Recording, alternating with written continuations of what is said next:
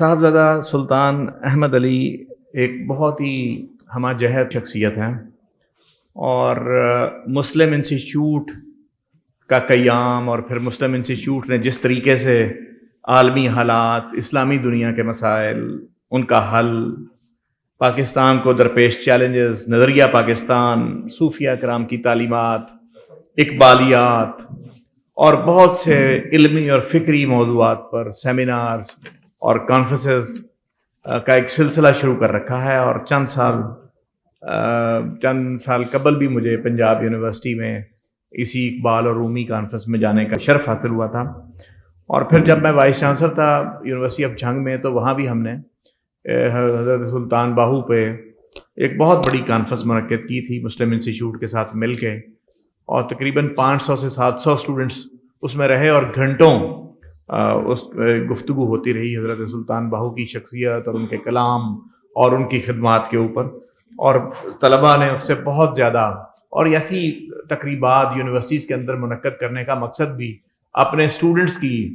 علمی اور فکری رہنمائی کرنا اور ان صلاحیتوں کو اجاگر کرنا جو ان کی پرسنالٹی ڈیولپمنٹ ہے، اس کے لیے بہت ہی ضروری ہے۔ تو سلطان احمد علی صاحب جو ہیں وہ پاکستان کے اس ماحول میں ایک بڑی تازہ ہوا کا جھونکے کی حیثیت رکھتے ہیں، اور اس کے ساتھ ساتھ ان کا ایک اور بہت بڑا کنٹریبیوشن یہ ہے کہ ایک جونا گڑھ کا وہ ایشو، جس طریقے سے ہمیں پتہ ہے کہ کشمیر کے اوپر ہندوستان نے ایک ظالمانہ اور غاصبانہ قبضہ کر رکھا ہے، تو اسی طریقے سے جونا گڑھ اور حیدرآباد جو کہ پاکستان کے حصے تھے اور ریاستیں تھیں جن کو بھارت نے زبردستی پاکستان سے چھینا، سلطان احمد علی اس کے دیوان کی حیثیت سے اس مقدمے کو دوبارہ دنیا کے سامنے زندہ کر رہے ہیں، اور میں سر آپ کو اس کے اوپر دوبارہ سے مبارکباد اور خراج تحسین پیش کرتا ہوں۔ اسلام دیکھیں، حضرت سلطان باہو رحمۃ اللہ علیہ ہوں یا حضرت رومی ہوں، یہ اسلام کی پروڈکٹس ہیں، یعنی اگر اسلام نہ ہوتا تو شاید یہ نہ ہوتے، تو یہ مسلمانوں کی میراث ہیں۔ اسلام نے دنیا کو بہت ساری ایسی شخصیات دی ہیں، ایسے فلاسفرز دیے ہیں جیسے امام غزالی جیسے لوگ دیے ہیں، بے شمار ایسی ہستیاں دی ہیں، تو یہ دو شخصیات بھی اللہ تعالیٰ نے مسلمانوں کو دی ہیں، جس میں آپ دیکھیے کہ جلال الدین رومی فارسی زبان کے ایک شاعر تھے، اور انہوں نے جو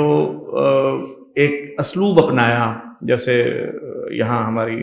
ایک محترم اسپیکر صاحبہ نے کہا کہ وہ کہانی کا اسلوب ہے، وہ سٹوری ٹیلنگ ہے، اور بچپن سے ہی چھوٹے بچوں کو بھی جب پڑھایا جاتا ہے تو آپ سٹوری بناتے ہیں، سکھاتے ہیں، اور ایٹ دی اینڈ آپ ایک مورل ڈرا کرتے ہیں کہ اس کہانی سے یہ نتیجہ ہے۔ تو اس کا مطلب یہ ہے کہ یعنی ہم نے بچپن میں پیاسا کوا تھرسٹی کرو آپ سب نے اور میں نے پڑھا، اور آج تک ہمیں وہ سبق یاد ہے۔ کچھوے اور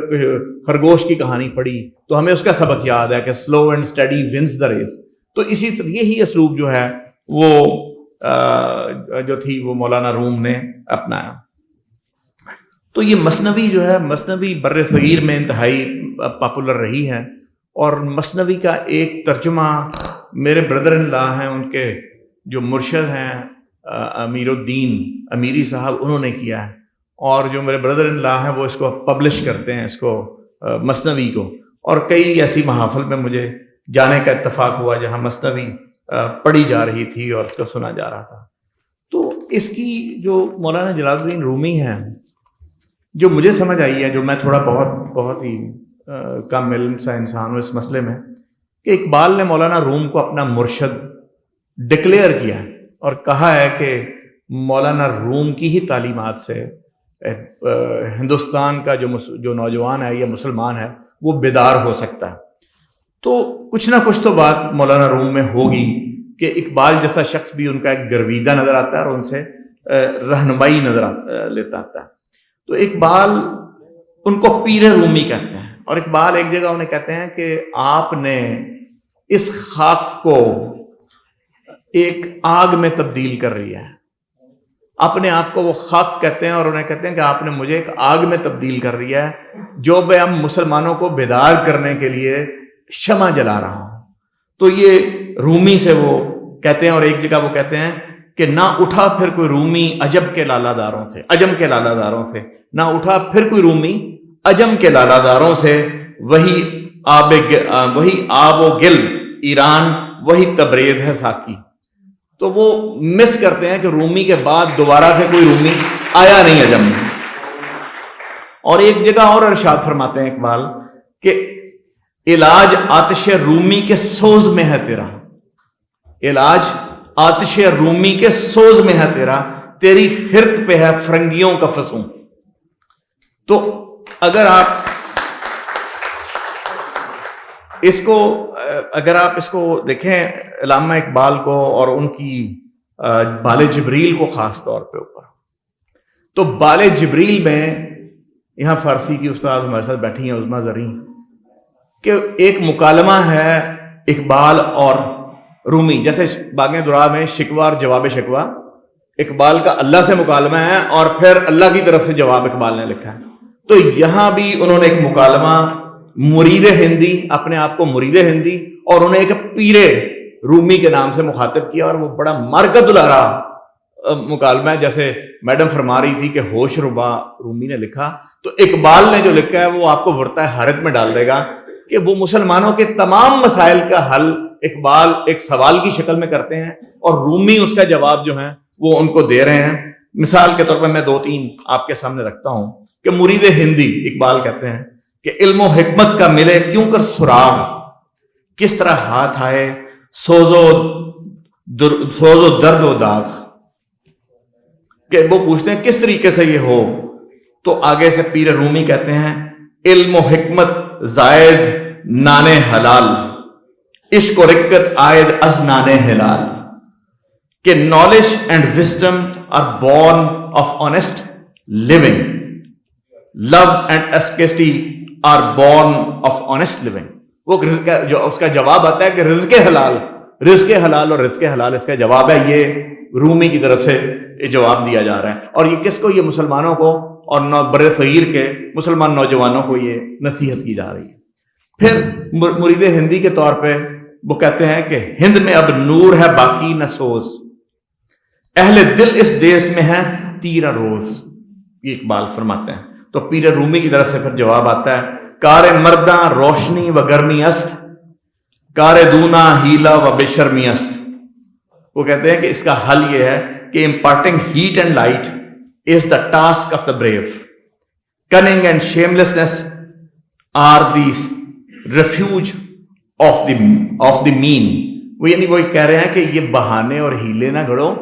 ہمت مرداں اور مدد سے کام لو. اور رومی اور اقبال کے اندر آپ کو ایک چیز بڑی کامن نظر آئے گی کہ اقبال کے ہاں آپ کو خودی کا فلسفی نظر آئے گی اور عمل کی بات نظر آئے گی. اور آپ ان کے وہ اشعار جو کہ یوسف سلیم چشتی نے تفسیر میں اس میں لکھے ہیں، وہ خطوط نقل کیے ہیں جو اقبال نے خواجہ حسن نظامی کو لکھے دلی میں. ان کا اعتراض ہی تصوف کے اوپر یہ تھا. خواجہ حسن نظامی کو جب انہوں نے خطوط لکھے کہ آپ کے خانقاہی نظام نے مسلمانوں کو بے عملی کی طرف لگا دیا، آپ عمل اور عملی جد و جہد آزادی کے لیے نہیں کرتے. تو یہ ایک خطوط کا رابطہ ہے. لیکن اگر آپ رومی کی طرف جائیں گے تو رومی ایک جہد مسلسل اور ایک عمل کے صوفی آپ کو نظر آ رہے ہوں گے کہ وہ قوم کو کہیں گے کہ گھر نہیں بیٹھو، عمل کرو، حرکت کرو اور اس سے اپنی تقدیر کو بدلو. تو خودی اور خود شناسی کے لفظ جو ہیں، خود شناسی کا لفظ آپ کو رومی کے ہاں نظر آئے گا اور اقبال کے ہاں خودی کا نظر آئے گا. تو یہ ایک بڑی سملیرٹی آپ کو نظر آئے گی. تو ایک دفعہ پھر میر ہندی، وہ جو مرید ہندی ہیں یعنی اقبال، وہ رومی اپنے مرشد سے کہتے ہیں پڑھ لیے میں نے علوم شرق و غرب، پڑھ لیے میں نے علوم شرق و غرب، روح میں باقی ہے اب تک درد و کرب. کہ میں نے یہ علم تو پڑھ لیے ہیں لیکن میری جو روح ہے اس کا درد و کرب وہ ختم نہیں ہوا، وہ بے چینی میرے اندر سے ختم نہیں ہوئی. تو اس کا جواب پھر پیر رومی نے دیا ہے دست ہر نہ اہل بیمارت کند، سوئے مادر آ کے تمارت کند. یعنی کہ اگر تم نیم حکیم کے پاس جاؤ گے، کویک کے پاس جاؤ گے تو تم زیادہ بیمار ہوگے. اگر تمہیں علاج کی ضرورت ہے تو ہمارے پاس آؤ، مرشد کامل کے پاس آؤ. تو یہ ایک بڑا زبردست مکالمہ ہے اور آپ کو یہ نظر آئے گا کہ پوری امت کے امراض کو اقبال نے رومی کے حضور پیش کیا ہے اور رومی نے اس کا جواب جو ہے وہ اس کو دیا. تو اس لیے مولانا جو روم ہیں ان کے جو کہانیاں، قصے، جو پیغامات، اور جس خوبصورت انداز سے محترمہ نے یہاں بیان کیا ہے، یہ ان پریسیڈنٹڈ ہے کہ کوئی سپیکر جو ہے اتنی خوبصورتی سے مثنوی کا جو ہے وہ احاطہ کر سکے۔ تو جو تصوف ہے، میں یہ سمجھتا ہوں کہ سیلف ریفائنمنٹ اور آپ کی اپنی شخصیت کے اندر تزکیہ نفس کا بنیادی اس کا مقصد ہے۔ یعنی میں اس کو اس طرح سے دیکھتا ہوں یا اس طرح سمجھتا ہوں، میں غلط بھی ہو سکتا ہوں، میرا ایک نقطہ نظر ہے کہ اللہ تعالیٰ جب نبیوں کو چنتا ہے، جب پیغمبروں کو چنتا ہے، تو یہ ایک وحی کے ذریعے سے ان سے ہم کلام ہوتا ہے اور اوپر سے چنتا ہے۔ اور یہ جو اولیاء کرام ہیں یہ نیچے سے اوپر کو پرواز کرتے ہیں، اور یہ اس کو حافظ ابن قیم نے کتاب الروح میں یوں اس طریقے سے بیان کیا ہے کہ جب انسان سوتا ہے تو اس کی روح لطیف پرواز کرتی ہے۔ یعنی وہ کہتے ہیں کہ انسان کے اندر دو روحوں کی فلسفی انہوں نے دی ہے کہ ایک روح کثیف ہے اور ایک روح لطیف ہے۔ وہ روح کثیف وہ ہے جو کہ ایک اینیملسٹک سول ہے، جو کہ ہر جانور کے اندر بھی موجود ہے اور ہر اسپرٹ، ہر فزیکل مادے کے اندر موجود ہے۔ لیکن جو روح لطیف ہے وہ کہتے ہیں کہ آسمان کی طرف پرواز کرتی ہے۔ تو وہ جو روح ہے، اس روح کی اوپر بلندیوں کی طرف جو پرواز ہے، جب وہ بڑھ جاتی ہے یا اس کی لطافت بڑھ جاتی ہے تو اس کے اوپر کشف کے سلسلے بھی طاری ہوتے ہیں اور کرامات بھی نکلتی ہیں۔ اور وہ جب اس کے، یا جس طرح قرآن کہتا ہے کہ الا بذکر اللہ تطمئن القلوب، کہ ہم نے دلوں کا اطمینان اللہ کے ذکر میں رکھا ہے، وہ چاہے خفی ہو یا جہری ہو۔ اور اس کے اوپر صوفیہ نے پھر اس کے مختلف طریقے، چشتیوں نے، سہروردیوں نے بنا رکھے ہیں۔ تو جب آپ اس کو اپنی ذات کے اوپر ایکسپیریمنٹ کرتے ہیں تو اس ایکسپیریمنٹیشن کے نتیجے میں اس روح کی لطافت کی پرواز جب بنتی ہے تو وہ انسان کے اوپر کچھ واردات قلبی ظاہر ہوتے ہیں، اور وہ جو اس کے ایکسپیرینسز ہیں جب ان کو جب دنیا کے سامنے ڈسکرائب کیا جاتا ہے تو لوگ سمجھتے ہیں کہ یہ ایک تصوف کا راستہ ہے، یہ کرامات کا راستہ ہے، یہ اس چیز کا راستہ ہے۔ اصل میں وہ سیلف پیوریفیکیشن ہے، وہ آپ کی، اور قرآن اس کو اس طریقے سے بیان کرتا ہے کہ قد افلح من زکا، کہ پس کامیاب وہ ہوا جس نے تزکیہ اختیار کیا۔ اور اس کو بار بار بیان کیا، اور ایک دفعہ ایک جگہ کے اوپر 7 قسمیں اللہ تعالیٰ نے کھائی ہیں، زمین کی، آسمان کی، نفس کی، اور ہر چیز کی کھانے کے بعد پھر کہا ہے کہ قد افلح من تزکا، کہ وہ کامیاب ہوا جس نے اپنے نفس کو پاکیزہ کیا۔ تو یہ جو نفوس قدسیہ تھے صوفیہ کرام، یہ یہاں آئے، اور پروفیسر بھٹا نے کہا کہ ان کا یوگیوں سے مقابلہ تھا، بالکل ایسا ہی تھا، ہمیں اسلام کی روشنی سے منور کیا، لوگوں کی کریکٹر بلڈنگ کی۔ تو مثنوی ایک ایسی کتاب ہے جو آپ کی کریکٹر کی، شخصیت کی تعمیر سازی کے لیے بہت ہی زبردست کتاب ہے، اگر اس کو پڑھا جائے اور اس کو سیکھا جائے اور اس کو سمجھا جائے۔ تو مولانا جلال الدین رومی کی ایک آخری وصیت جو ہے، اس کا ایک پیراگراف اردو میں آپ کے لیے لایا ہوں، کہ آپ نے آخری وصیت جو یہ فرمائی کہ میں تم کو وصیت کرتا ہوں کہ اللہ پاک سے ظاہر و باطن میں ڈرتے رہو، کھانا تھوڑا کھاؤ، کم سو، گفتگو کم کرو، گناہ چھوڑ دو، ہمیشہ روزے سے رہو، رات کا قیام کرو، خواہشات کو چھوڑ دو، لوگوں کا ظلم برداشت کرو، کمینوں اور عام لوگوں کی مجلس ترک کر دو، نیک بختوں اور بزرگوں کی صحبت میں رہو۔ بہتر وہ شخص ہے جو لوگوں کو فائدہ پہنچائے، بہتر کلام وہ ہے جو تھوڑا ہو اور بامانی ہو۔ اب آپ دیکھیں گے کہ یہ پوری کی پوری وصیت یا ان کا کلام، جیسے یہاں ہمارے فاضل دوست فرما رہے تھے، ہمارے بزرگ فرما رہے تھے کہ جو ہست قرآن کہا گیا، اس کا مطلب یہ ہے کہ اس میں جو کچھ بھی ہے وہ قرآن کی ہی کنفائنڈ باؤنڈریز کے اندر سے ہے، اس سے باہر سے کچھ نہیں۔ تو بالکل ایسا ہی ہے۔ اور اسی طرح سے حضرت سلطان باہو جیسی شخصیت ہمارے پاس آئی، سلطان الفقر اور سلطان العارفین، جو کہ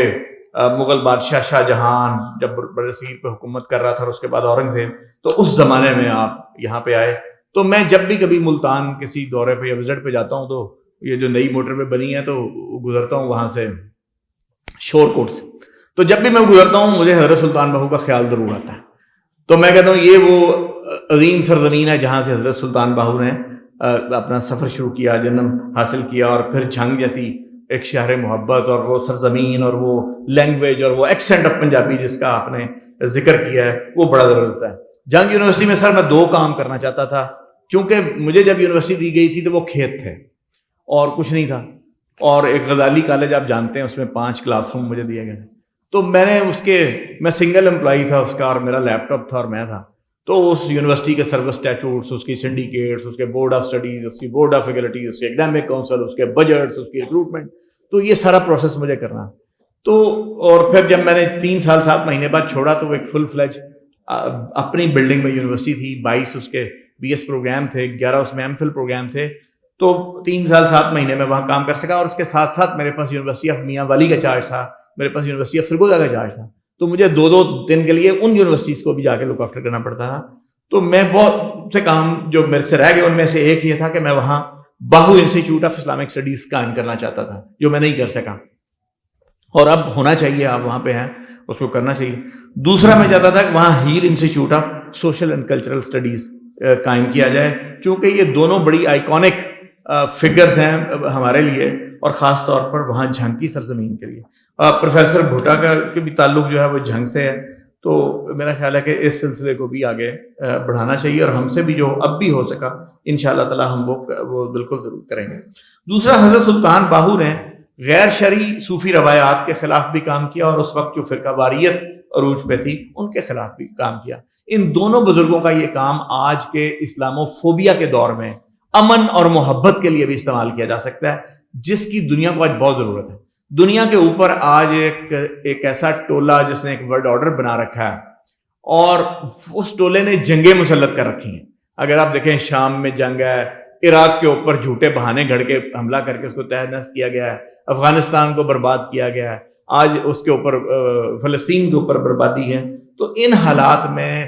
مسلمانوں کی عوام کے ساتھ ساتھ غیر مسلم افراد، غیر قوموں کو بھی اس پیغام کی ضرورت ہے جو کہ محبت کی ہو، جو کہ امن کی ہو. جب بر صغیر میں وہ آ کر لوگوں کو یہ روشنی پھیلا سکتی ہے اور دائرہ اسلام میں لا سکتی ہے اور ان کو ایک بہتر انسان بنا سکتی ہے، تو وہاں پہ بھی یہ کیا جا سکتا ہے. امریکہ کے ایک پروفیسر جمال الیاس نے ابیات باہو کا انگریزی میں ترجمہ کیا ہے، جس کو یونیورسٹی آف کیلیفورنیا پریس نے شائع کیا ہے. میں رائٹ سر؟ انہوں نے کیا ہے. اور ابیات باہو آکسفورڈ یونیورسٹی کے اسلامی اور روحانی شاعری کے سلیبس کا حصہ بھی ہے. School of oriental and African studies, university of London بھی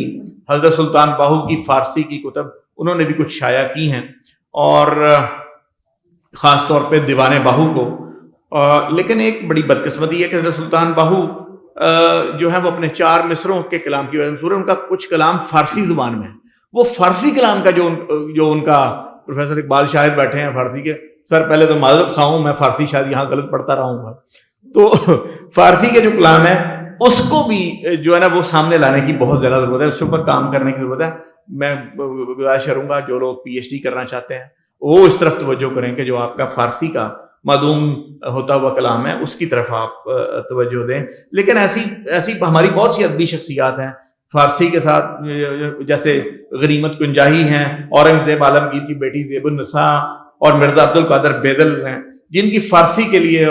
بہت سی خدمات ہیں لیکن وہ سامنے نہیں آ سکیں اور فارسی کلام نہیں آ سکے. آج ہماری ایک اور بدقسمتی، اقبال کا کلام بھی فارسی میں، وہی تو کلام ہے جو اصل کلام ہے، اور اس کلام تک ہم نے فارسی زبان، ہمیں چاہیے تھا کہ ہم اپنے بچوں کو عربی کو، جس طرح انگریزی کو ہم نے لازمی کر رکھا ہے، عربی کو لازمی کرتے تاکہ عالم عرب کے ساتھ ہمارے رشتے استوار ہوتے. فارسی کو کرتے کیونکہ ہماری تو پوری ہسٹری، ہم تو آج تک، میں نے وہ تسکے جہانگیری پڑھی ہے، وہ فارسی کی کتاب ہے، ایک انگریز نے اس کو انگریزی میں ترجمہ کیا ہے. میں نے اس ترجمے کو پڑھ کے دیکھا کہ what was the governance model of Jahangir in this India. جب جو انڈیا تھا جہانگیر کے انڈر، جو جہانگیر لاہور میں مدفون ہے،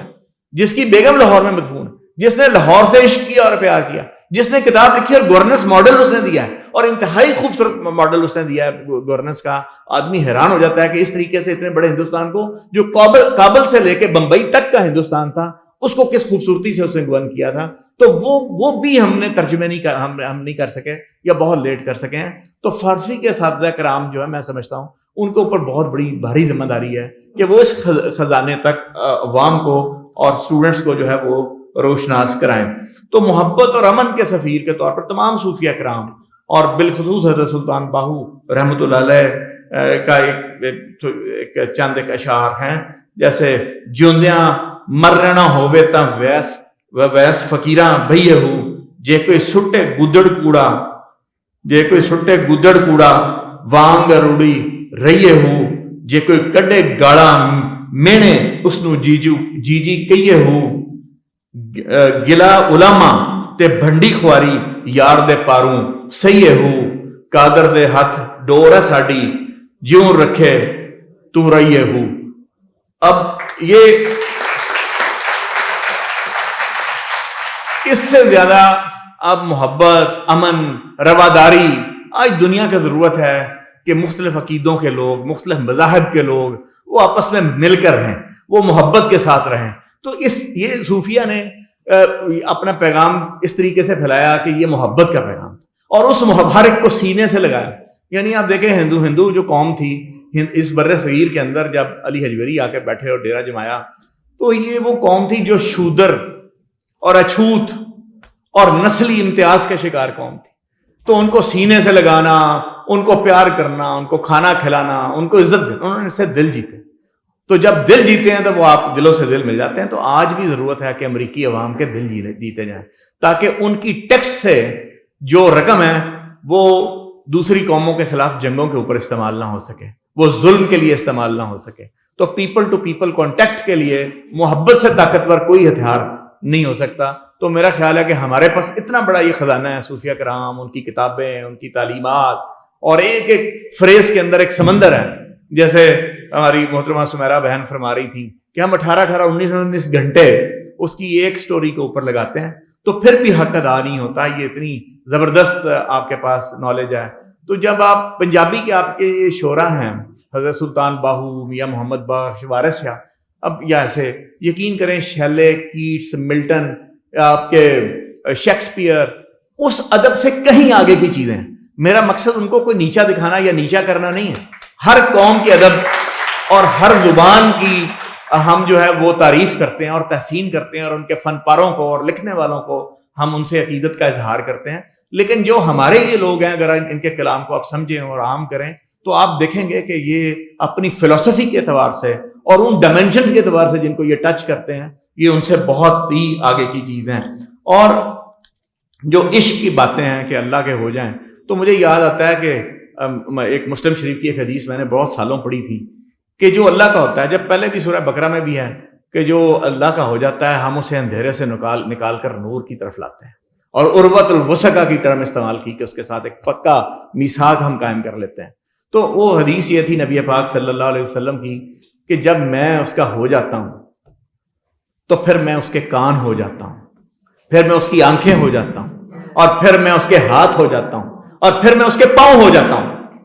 یہ صحیح حدیث ہے اور یہ مسلم شریف کی حدیث ہے. تو یہ ہمارے صوفیہ کرام یہ کہتے ہیں کہ اپنے آپ کو اللہ کے لیے وقف کر دیا جائے. تو آج کے مادی دور میں جب دلوں کے وہ یہ بے چینی کا سامنا ہے، مادیت پرستی کا زمانہ ہے، اور ہم سب کو پتہ ہے 25 اوور آل عمر اگر 50 60 70 سال ہے تو آپ 30 سال تک تو آپ پڑھتے ہی رہتے ہیں، باقی 30 سال کی آپ کی زندگی ہے، اور اس مارا ماری میں بھی گزر جاتی ہے جہاں انسان پھر حیوانیت کی طرف اس کی روح جو چلی جاتی ہے. تو روح کی غذا کا جو سامان ہے وہ اللہ نے آسمان سے نازل کیا، کیونکہ روح آئی آسمان سے. جسم چونکہ ہماری خون اور ہڈیوں اور گوشت سے بنا ہے، اس نے مٹی میں جانا ہے، اس کی غذا بھی مادی چیزیں ہوں گی، کمفرٹ ہوگی، دوسری چیزیں. تو یہ انسان کا جو اصل انسان ہے، اس کی روحانی دنیا ہے، اس دنیا کی تطہیر کے لیے ان دونوں شخصیات کا جو کلام ہے وہ انتہائی خوبصورت کلام کی حیثیت رکھتا ہے. تو حضرت سلطان باہو کے پنجابی کلام کو معاشرے میں زندہ رکھنے میں بڑا ہی آپ کا اچھا رول ہے کہ آپ اس کو پکڑ ہیں. آپ ہی وہاں تشریف لائے تھے، حامد راجہ صاحب جھنگ میں بھی آپ کو یاد ہوگا، آپ نے وہاں وہ پروگرام کیا تھا. تو یہ تصوف انسان کا تعلق اللہ سے جوڑتا ہے، اللہ کے اوپر توکل کرنا سکھاتا ہے. ہماری آڈینس میں سے بھی ہماری محترمہ بہن نے یہ فرمایا تھا کہ توکل کے بغیر کوئی چیز نہیں. ہاں، تو توکل جو ہے توکل کے ساتھ آپ کو جوڑتا ہے. تو اس لیے میں سمجھتا ہوں کہ ان تعلیمات کے فروغ سے ہم پاکستان کو، جو آپ مایوسی کی بات کرتے ہیں، اس میں ایک پرامن معاشرہ، ایک پاکیزہ معاشرہ وہ تشکیل دیا جا سکتا ہے اگر اور یہ تمام تعلیمات جو ہیں یہ اللہ کے لائے ہوئے کلام اور نبی کریم صلی اللہ علیہ وسلم کی شریعت کے تابع ہیں. تو اس لیے ایک دفعہ پھر میں آپ کا بڑا شکر گزار ہوں کہ آپ نے مجھ جیسے ایک سائنس کے طالب علم کو یہاں آج بلایا اور یہ عزت افزائی دی. تو میں بہت ہی مشکور ہوں آپ کا، اور اللہ تعالیٰ آپ کو اور ہمت دے اور طاقت دے. جیسے یہاں تجویز دی گئی ہے کہ اس کو 2 روزہ 3 روزہ کانفرنس ہونی چاہیے، آپ کرتے بھی رہے ہیں، اور انشاءاللہ تعالیٰ آئندہ بھی ہوتے رہیں گی. پنجاب ہائر ایجوکیشن کمیشن ہمیشہ علمی سرگرمیوں کی ہمیشہ سرپرستی کرتا رہے گا, اور جو بھی ہماری مالی استطاعت ہے, جو ہمارے اندر اللہ نے سوچ رکھی ہے, جو آج تک ہم نے پڑھا اور جو ہم نے دنیا کو دیکھا, اس کے مطابق ہماری بھرپور کوشش ہے کہ ہم اپنے آپ کو کھپا دیں اس پاکستان کی بہتری کے لیے, اس کے نوجوانوں کی تعمیر کے لیے. اگر ایک قطرہ بھی اللہ ہم سے یہ کام لے لے گا تو ہم سمجھیں گے کہ ہماری دنیا بھی بن گئی اور ہماری آخرت بھی بن گئی. اس کے علاوہ کبھی کوئی زندگی کا مقصد یہ نہیں ہے. تو یہی سوچ کے دنیا کی اچھی یونیورسٹیز کی آفر چھوڑ کے پاکستان آئے تھے, اور اللہ نے ہمیں یہ موقع دیا, اور اس کے اوپر جو کچھ ہم سے ہو سکتا ہے ہم اپنی سی کوشش کرتے ہیں. میں ایک دفعہ پھر آپ کا بہت مشکور ہوں.